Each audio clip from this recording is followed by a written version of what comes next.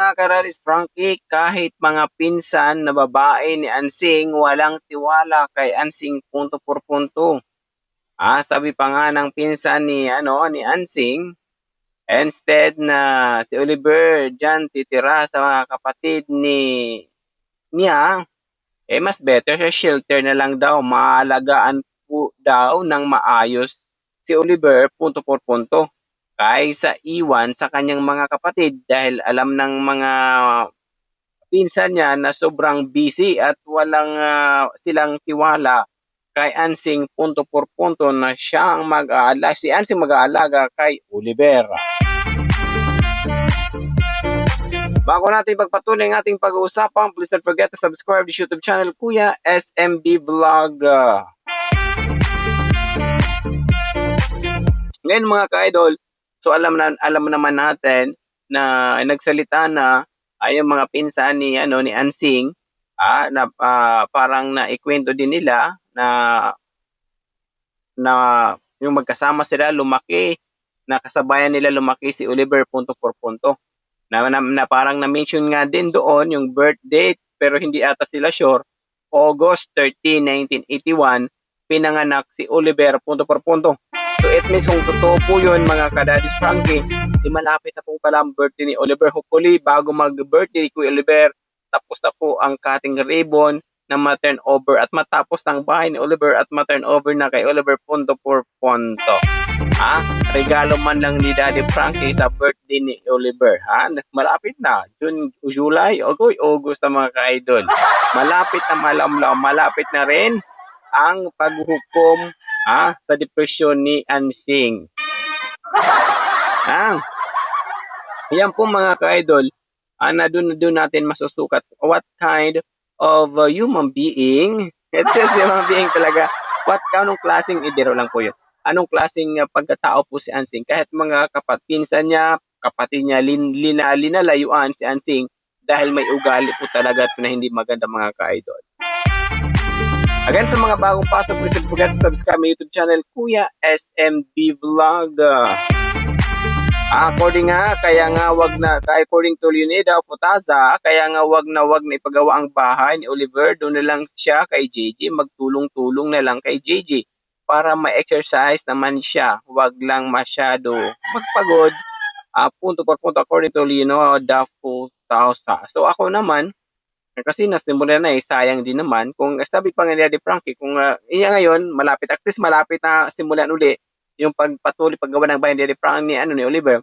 Pero ang first step na gawin ni Daddy Frankie what I said, the previous video, na kasulatan, kapag hindi magsang-ayon, mag-agree yung lahat ng kapatid ni Oliver, yun ang option niya, nagagawa siya ng bahay kubo, idikit doon kay JJ, at para yun ang magiging tirahan ni Oliver punto por punto. Yun ang second option ni Daddy Frankie. And of course, according to Edna Joyosa, sigurado wala na mga lipstick si Ansing kasi iisa na ang baboy. Nanganganib, may tauli yung natitran, na isang baboy. Ayun lang po mga idol. So, bahala na, buhay na yan. Ang importante, si Oliver is okay. Yan, di ba? Nangalam-lam. So, ganun lang po doon mga ka-idol lang. Kasi, why na ginanyan ni Daddy Frankie para, what I mean, may ayos na talaga. May pagpatuloy na. Actually, malapit na po na napalanuhan ni Daddy Frankie na ituloy-tuloy na. So, abangan na lang po natin kung anong magiging balita po doon. Kasi po mga ka-idol is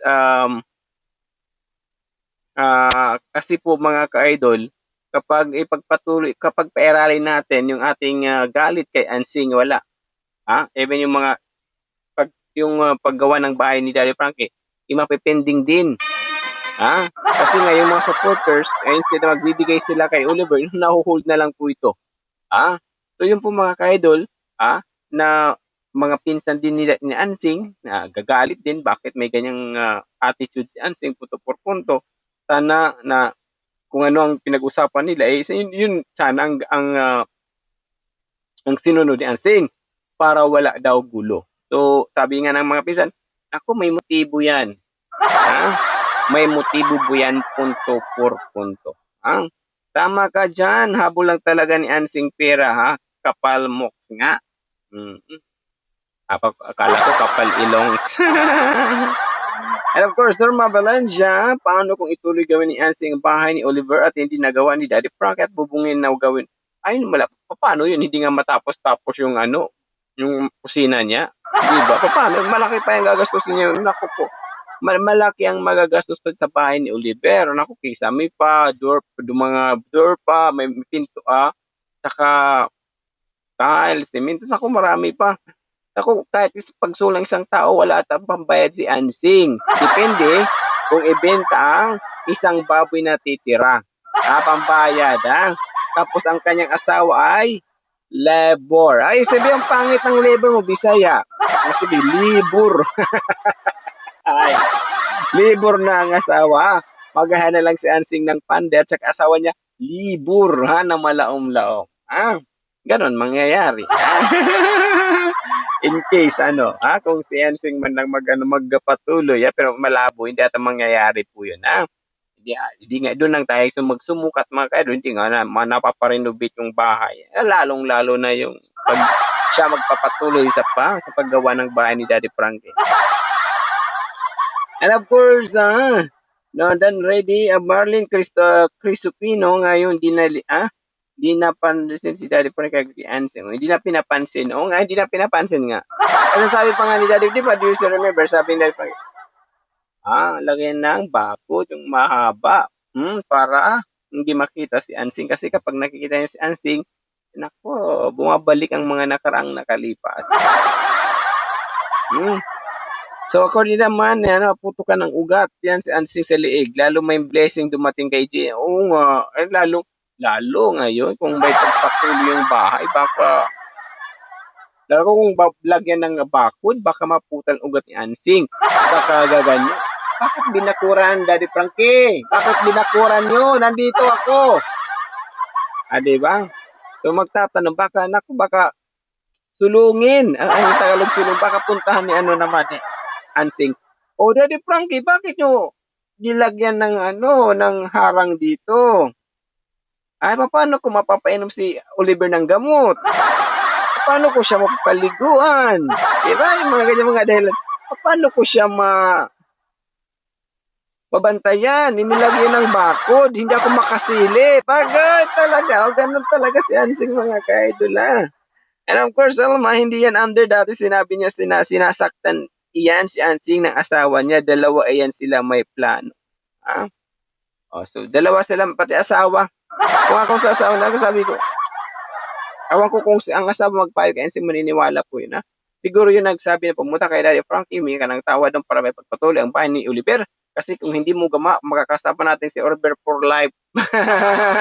makakasama natin si Oliver long term. Long term talaga na malaom-laom. And of course, Juliet Saludo, pera lang ang gusto niya. And of course, Norma Adan ready. Lalo na paalisin yan ang bahay ni Oliver sa nasa lote niya. Punto por punto. Natawa na lang ako sa balitang yung totoo, pera lang habol at makahakmal.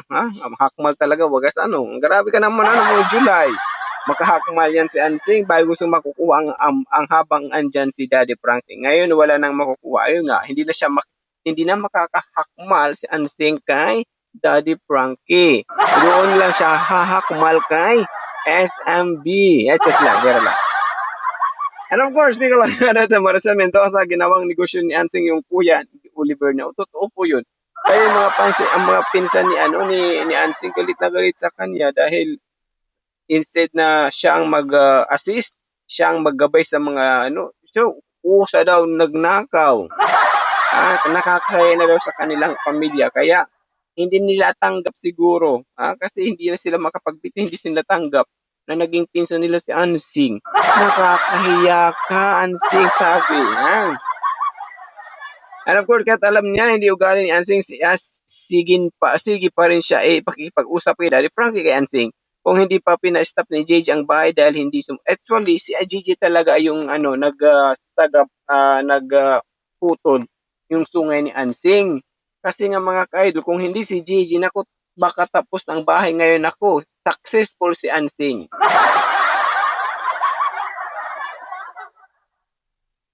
Baka successful si Ansing. Ay, salamat my honey, darling, so sweet. Bakit?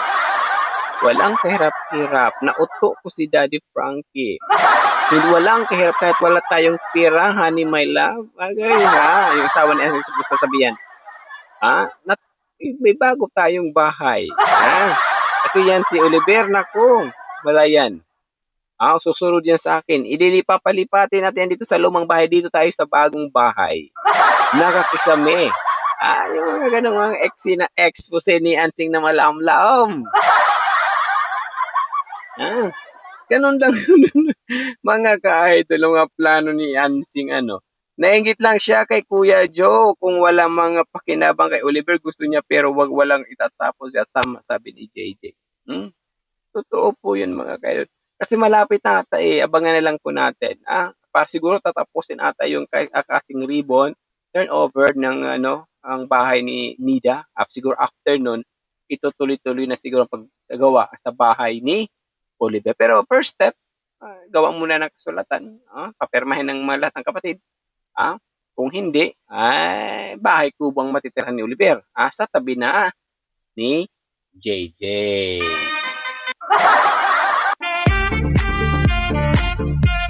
Wala na si Ansing, Saka si Ansing din, namumroblema, baka bakuran hindi siya makasili kung anong ginagawa ni Oliver.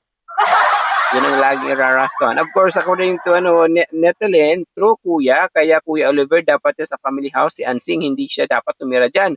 Dapat yung asawa niya, ibahay siya. Okay, problema, wala nga pang wala nga Ma'am Netel pambayad ng kusina. Kung bibigyan mo, why not? That's just better lang, And of course, kaya Arsinia, usa pa lang talang gusto lang tulungan ni Oliver dahil nagkakapera siya. Noon, kasi nakahut-hut siya. Nakakapera siya mga kadadis. Ngayon, hindi na siya makakahut-hut dahil hindi na si Daddy Frank pinauuto niya, hindi niya nahihypnotize. Ang nahihypnotize niya na lang si SMB agad talaga. Puro na lang content, Ansing. Ayan po mga ka-idol, And of course, ni Melinia, gusto lang niya sa makinabang sa mga binigay kay Oliver, di ba? So, noon, nandun yung point. Pero ngayon siguro, nabawas na siguro kasi, di ba? Nagising na siya ng sinopalpal siya ni Daddy Frankie. Kabait kong tao, pero ganyan ginagawa mo sa akin. Hindi mo ako nirespeto. Ginanya siya sinabihan siya ng ganyan ni Daddy Frank, di ba? Hindi mo lang ginalang yung taong tumulong sa kapatid mo, tapos sasabihin mo, ngawa, ako nang ngawa? Nako, sarap mo, tirisin siya. Tirisin, at parang pagpapano, tiris ang kutos na malaom-laom talaga. Ako rin, sa pinamaguunon, yung utenki na bigyan ni Lisabri, ay ubos na mga ka-idol. Ubos na, sakto. Kapag ikaw pa naman may utang, ma'am, ng asa, Hindi siya pa makaidol, nandito ako sa kwarto. Nagla-live ako. Nagpi-firm ako mga kaidol. So, ipagpatuloy natin mga kaidol, And of course, bakit SB parang ka dyan, nakahiga kang ewan ko. Ito lang aking posisyon. Alam mo naman, sign of aging, senior citizen na. And of course, senior citizen. And of course, inosente sa salbahe para talaga si Ansing. Oo. Kahit yung mga pinsan niya, nagsabi salbahe si Ansing. May ugali talaga si Ansing mga kaidol. Ayun pang totoo. Kasi kahit mga kapitbahay niya sa mga kaidol, yun talaga yung feedback sa kanya. Kahit nga yung ang kapitbahay ni BPM, alam alam mo na mga marites. Mga marites sa barangay, laging number 1.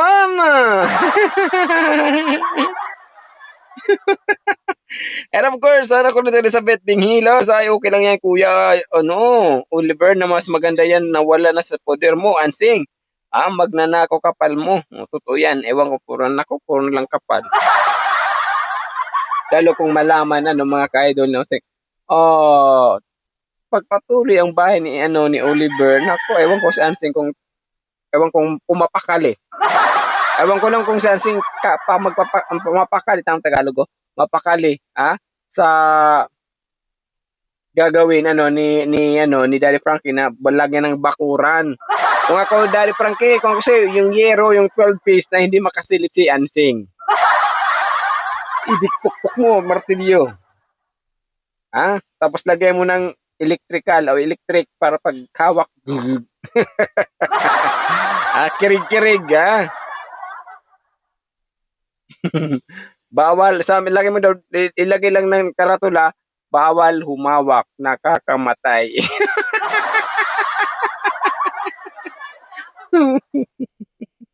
live na alad.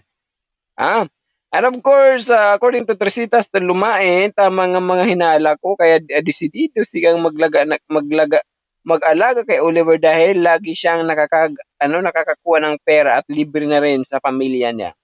Gastusin. Totoo po yung mga ka-idol na noon na 'di ba na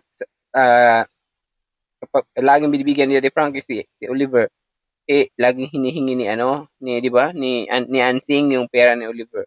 Saka yung word na maraming hinahanap na pera, nasaan napunta? Bakit isang araw lang wala na? Baka naggawa ng alkansya si Ansing, mga ka-idol. Gawa ng alkansya buong 2020.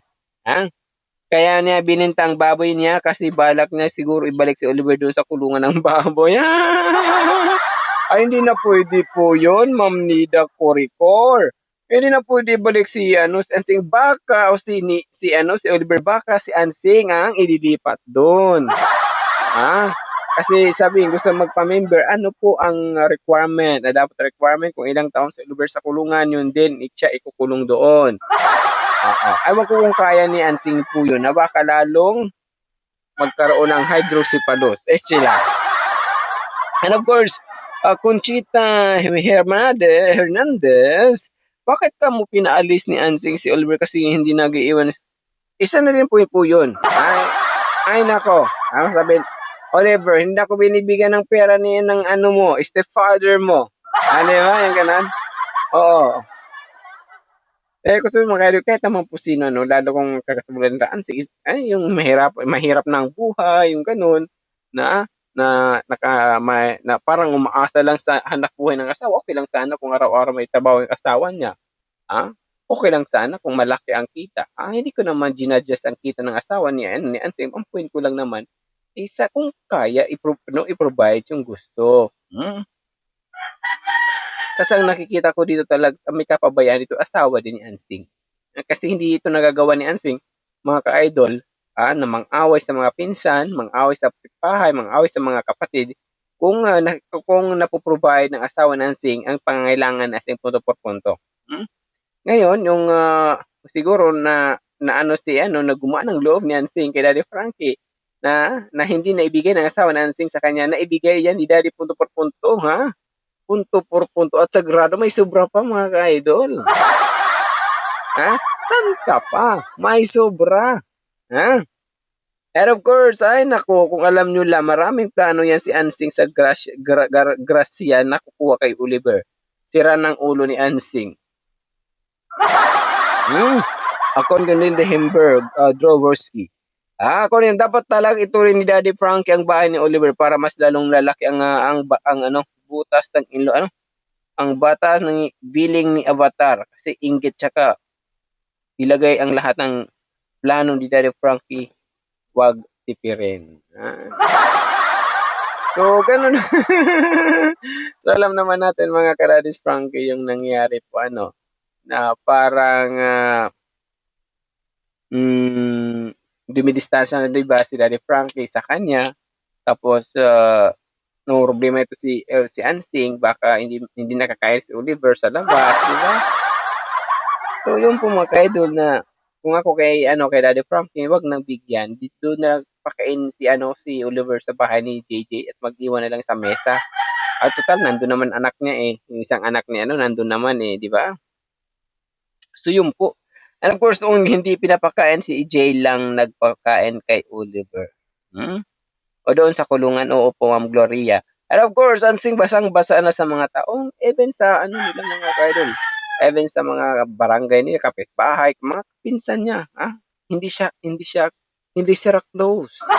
Hindi sila hindi nila maintindihan yung ugali. May sariling mundo si Ansing. Kaya kahit anong pinagsasabi naman ng mga pinsan niya, parang nagmamarites. Pero yun, anong napapansin niyo dito sa social media kung paano si Ansing, yun din napapansin nila sa mga kapitbahay na kaya si Ansing walang best friend. According to Jocelyn Enriquez, family house nga dapat magpagawas Ansing na kayong kung nga family house may karapatan po dyan silang lahat. Even yung lupa. Yung lupa pala dyan mga kayo nagtitira na Irinsyalis nila. So hindi yan kay Ansing. Hindi lang yan kay Ansing. Lahat sila dyan mga ka-idol. Kaya nga gumawa si Daddy Frankie ng kasulatan, di ba? Kasi yung lupa, hindi lang si Ansing ang may-ari, hindi lang si JJ ang may-ari, kundi 6 ang may-ari ng lupa na tinitirikan ni Oliver, ni Ansing, ni JJ, punto por punto, at Irinsyalis po ito.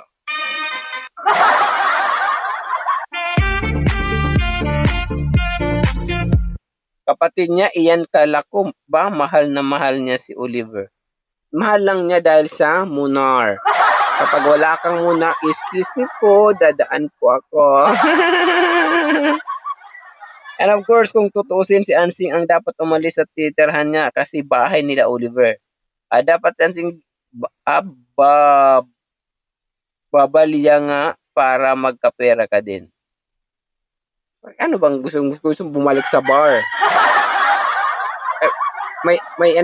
Magano pa kaya sa niya, magre-request pa kaya i-table please yung si Ansing na number 69.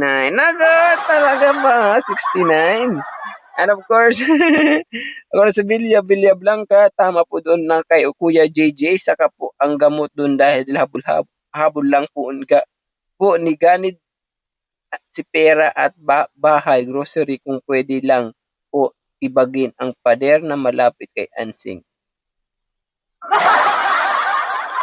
Wag na kasi 'di ba may kasulatan na. Pero tuloy-tuloy, pero kailangan talaga lagyan lang ng bakod. Tama din naman yung mga point ng iba.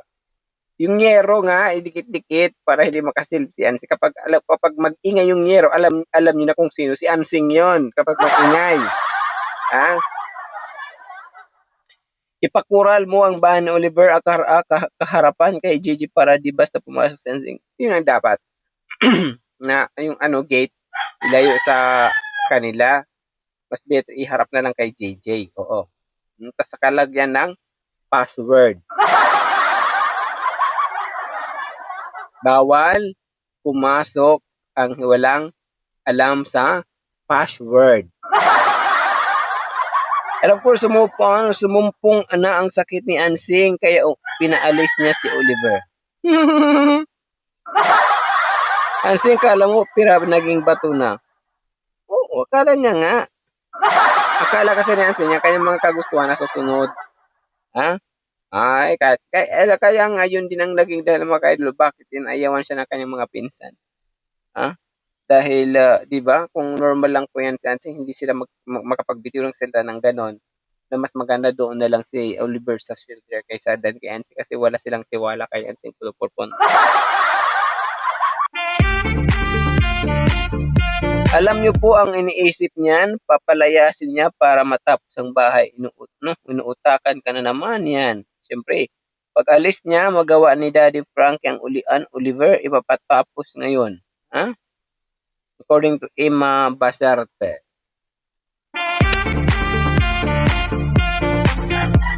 Kaya nga hindi totoo na nagmalasakit si Ansing kay Oliver. Ginagawa lang yan dahil binibigyan si Daddy Frankie ng talent fee. Ganyang ugali ni Ansing, hindi yan mahal si Oliver. Pag walang siya, makuha. Mahal niya si Oliver kapag may kwarta. Pero kung walang kwarta, hindi niya mahal si Oliver. O kayo talaga. Excuse me. According to Christine Bubalunzo, parang totoo pinaayos yung kwarto kwarto para kay Oliver. Nang matapos binigyan sa anak at paggawa na lang ng bago ito, ngayon magkakarapatan si Ansing ang kinin at sabihin niya siya ang nagpagawa. Agad, kagaya ng hollow block, siya daw ang bumili. Anak ko, nakakatakot yung mata ni Ansing. Yung ikot ng mukha mo, Ansing, nakakatakot talaga. Yan ang nangyari sa mga magnanakaw da mga ka-idol. So ayan po mga ka-idol, dami ko tawa sa Kuya SMB. Ayan po mga ka-idol, what we call this, si Ansing, hanggat hindi pa nabigyan ng copy na pipirmahan nila, about sa kasunduan sa pagtayo ng bahay, so hindi mo nagagawa ng bahay si Daddy Frankie. But kung okay na sa kanila, pirmado na lahat ng kapatid with notary, through the barangay official as a witness, as in this video, itutuloy na po. Pero lagyan pa rin nila ang bakod para hindi makita si Ansing.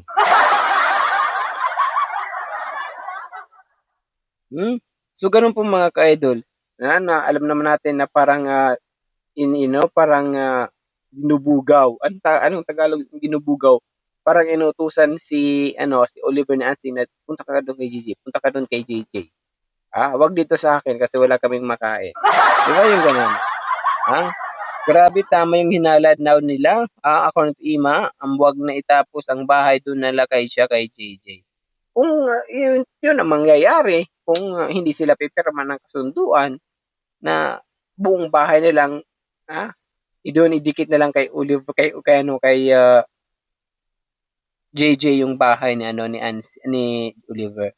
And of course, Lynn Montero, of course, sigla siya sa yung una pa lang talaga halata na na pera lang habol ni Ansing, kaya nakabait-baitan si Ansing sa bawat galaw ni Ansing noon may kapalit na. May totoo po yun. Lahat ng mga nabigyan ng oras ng Ansing sa pag-aalaga, sa pagsama ni Ansing sa hospital sa kay Oliver, may bayad po yun. Ang reason, hindi siya nakagawa ng trabaho sa kanyang bahay dahil kay Oliver. Iniisip niya ibang tao si Oliver sa kanya. Nanulungtil ng tao dito tuloy mga kadadis, mas pamilya tuloy si Oliver tsaka si Daddy Frankie. Si Ansing, ibang tao. And of course, when Sitya Sampaga, kung tuusin, bahay naman ni Oliver yung bahay na ngayon ni Ansing. Totoo po yun. Bahay yun ni Oliver. Kaya isa rin po yun mga ka-idol, nainis yung mga pinsan ni Ansing kay Ansing kasi marami daw kuda na nila marami nang hinahalaan na pinagmamartis daw siya. Yung po mga ka-idol na gusto ni Ansing na tumahimik daw ang kanyang pangalan. According to Erlinda Buendia, hindi pa kasi lumalabas ang ugali. Ngayon lang nabisto ni Daddy Frankie ang ugali ng masama ni Ansing. Yan talaga nangyari, dahil doon nag-trigger ang isipan ni Ansing nang sinupalpal siya ni JJ na wag na ituloy Daddy Frankie yung pagtayo ng bahay ni Oliver, ang kinilang ni Ansing. According naman to Celine Castillo, akala ko kay Kuya G na siya nakatira, bakit kay Ansing pa rin? Kasi nandun yung gamot mga ka-idol. Nandun yung gamot.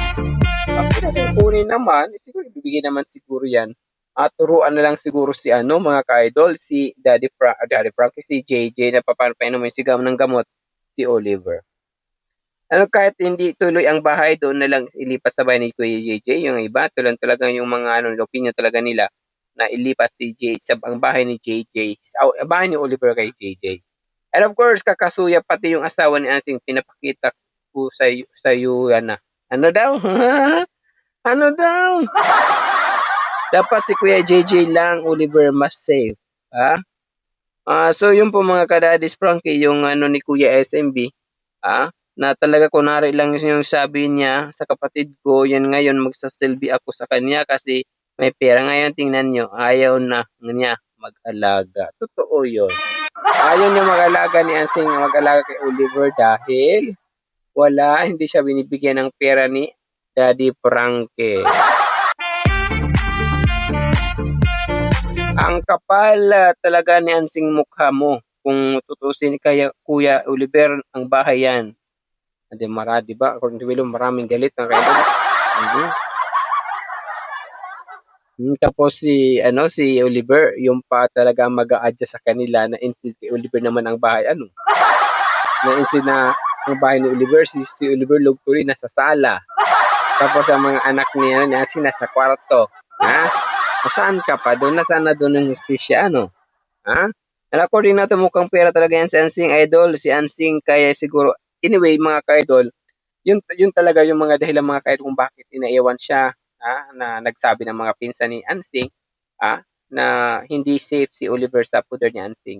Mas better kung wala man lang mag-aalaga dyan kay Oliver kasi papabayaan lang yan, baka bumalik yung sakit ni Oliver, mas better dalhin doon na lang sa shelter, si Oliver. Pero alam naman natin kapag pumunta yan sa shelter, maraming mga DSWD naman na kukontra dyan. Naku, may makakaaway naman si Daddy Frankie mga ka-idol. Kung gawin po yung punto por punto. Anyway, hanggang dito na lang po tayo magka-dispark sa mga bagong pass. Please don't forget to subscribe sa YouTube channel. Ang ating pag-usapan ngayon ang mga pinsan ni Ansing, walang tiwala kay Ansing, punto por punto. Yan lang po, maraming salamat. Hanggang dito na lang. Again, this is Kuya SMB para siguro na punto por punto, pack na pack, and full na full. Mission vision Kuya SMB, magtulungan magkaisa para maging solid pulido ang Daddy's Frankie community sa tulong po ninyo. Basta nasa katwiran, ipaglaban mo. Hanggang sa muli, God bless. Mabuhay po tayong lahat. I love you all, guys. Diba, malaom-laom? Bye-bye!